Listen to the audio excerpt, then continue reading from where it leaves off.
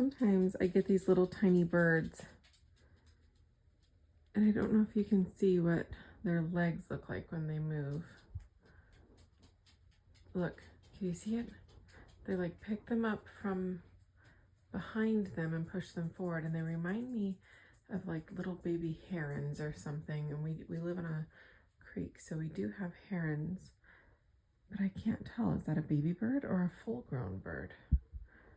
Either way, what in the world is it?